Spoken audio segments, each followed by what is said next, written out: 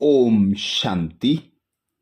स्वयं भगवान, ज्ञान का सागर, जानी जाननहार पिता परमात्मा शिव ने ब्रह्मा तन के द्वारा हम ब्राह्मणों को हर विघ्न, हर परिस्थिति के लिए, कैसे भी समय के लिए अनेक प्रकार की स्थितियां बताई। जिस समय जैसी स्थिति की आवश्यकता हो उस स्थिति में स्थित हो जाओ, तो हर विघ्न, हर परिस्थिति, हर समस्या स्वतः और सहज पार हो जाएगी। अनेक प्राप्तियों से स्वयं को संपूर्ण संपन्न भरपूर कर लेंगे।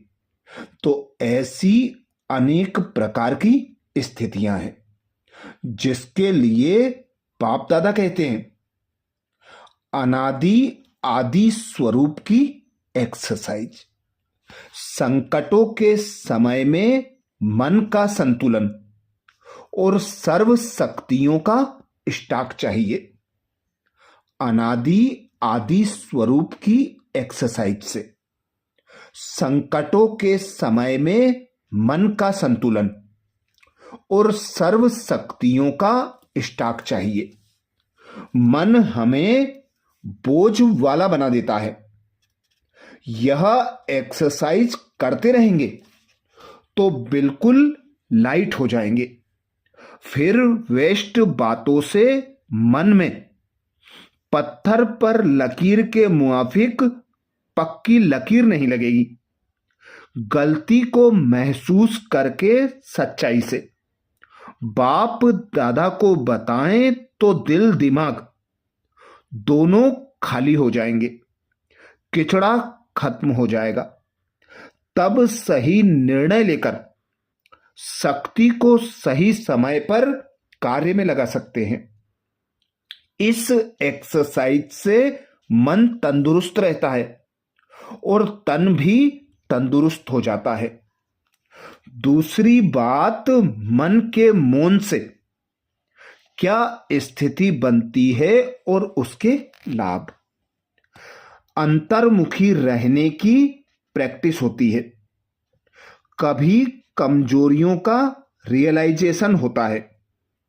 माया के वार से, परिस्थितियों के, वायुमंडल के प्रभाव से सेफ रहने के लिए मदद मिलती है। मनोबल बढ़ता है। किसी भी परिस्थिति का सामना कर सकते हैं।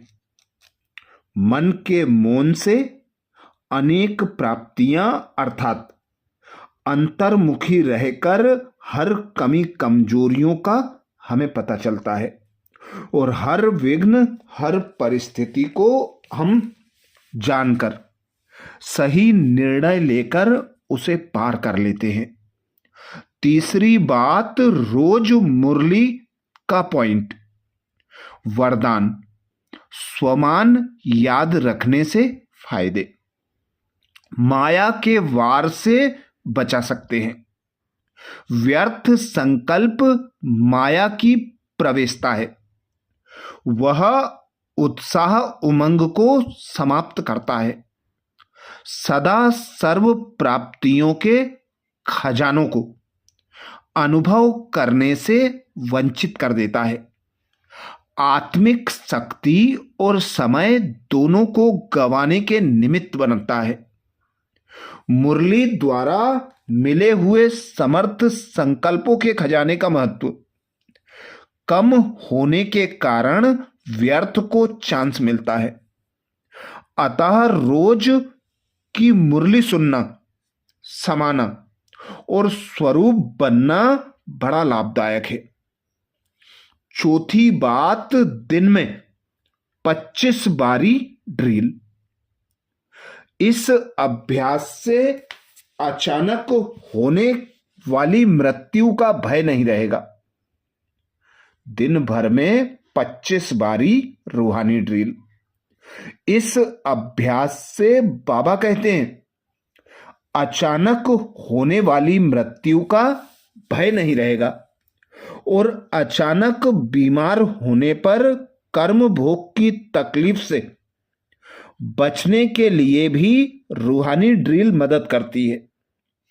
कितना भी वातावरण हलचल का हो, लेकिन इस ड्रिल के द्वारा आवाज में रहते आवाज से परे स्थिति का अनुभव होता है, न्यारे और प्यारे रहते हैं। पांचवी बात, दान देने का महत्व। मास्टर दाता बन, तन मन धन जन गुण शक्तियां सेवा में लगा देंगे तो 3 प्रकार के फायदे हैं। स्वयं की स्थिति निर्विघ्न बनाने का अनुभव होगा। दूसरा, मन बुद्धि बिजी रहने से छोटी मोटी बातों से मुक्त होंगे। तीसरी बात, दूसरों प्रति देने से पुण्य का खाता जमा होगा। छठी स्थिति, छठे स्वरूप, ज्वाला रूप। पुरुषार्थी जीवन में कभी अलबेलापन तो कभी पिछले जन्मों के संस्कार का खिंचाव तो कभी श्रीमत की छोटी छोटी अवज्ञाओं का बोझ। इस प्रकार से कर्म बंधन बनता है। साथ में पिछले जन्म के विकर्म का हिसाब किताब भी होता है, जो ज्वाला रूप योग के बिना, लगन की अग्नि प्रज्वलित किए बिना खत्म नहीं हो सकता है। इसके लिए बीज रूप या लाइट हाउस, माइट हाउस स्थिति बनानी होगी, तभी हम डबल लाइट बन सकते हैं।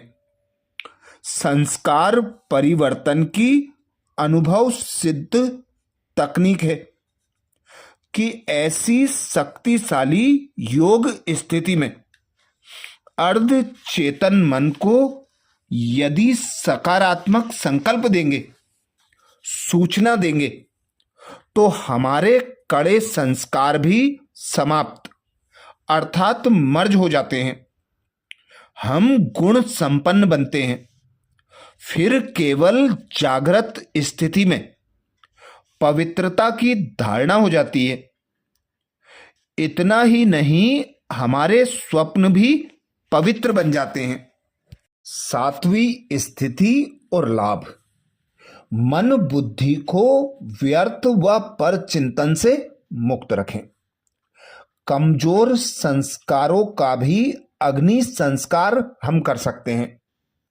इसके लिए अपने को निराकारी व अव्यक्त स्थिति में जहां चाहें, जितना समय चाहें स्थित करना जरूरी है। मन बुद्धि की लाइन क्लियर होने के कारण अनुभव होगा कि अनेक बार यह चोला धारण किया और अब सर्वगुण संपन्न और सतो प्रधान चोला धारण करना है और अंत में साक्षात्कार भी होंगे। 8वीं स्थिति और लाभ।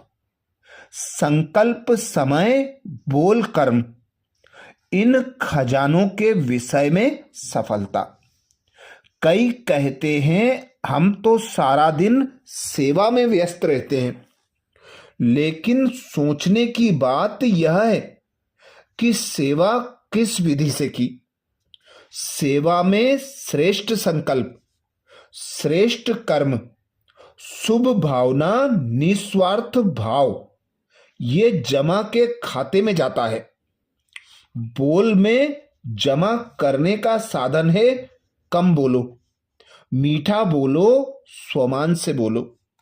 याद से भी जमा का खाता बढ़ता है। इस रीति भविष्य में सतयुग त्रेता में राज्य अधिकारी और द्वापर से पूजनीय और वर्तमान में गायन योग्य बनते हैं। 9वीं स्थिति और लाभ अमृत वेला का। यह वेला विशेष प्रभु पालना की, परमात्म मिलन की, परमात्मा से रूह रिहान करने की, भोले भंडारी के वरदानों के खजानों से झोली भरने की, मनोवांछित फल प्राप्त करने की वेला है। इस समय स्वयं को सर्व शक्तियों से, सर्व खजानों से भरपूर संपूर्ण संपन्न कर लेना चाहिए। तो ये विशेष स्थितियां हमें अनेक प्रकार के लाभ प्रदान करती हैं। ऐसे ही और विशेष वीडियो का मनन चिंतन करने के लिए बाबा के चैनल को सब्सक्राइब करें। वीडियो को सभी बीके भाई बहनों को शेयर करने की सेवा जरूर करें। ओम शांति।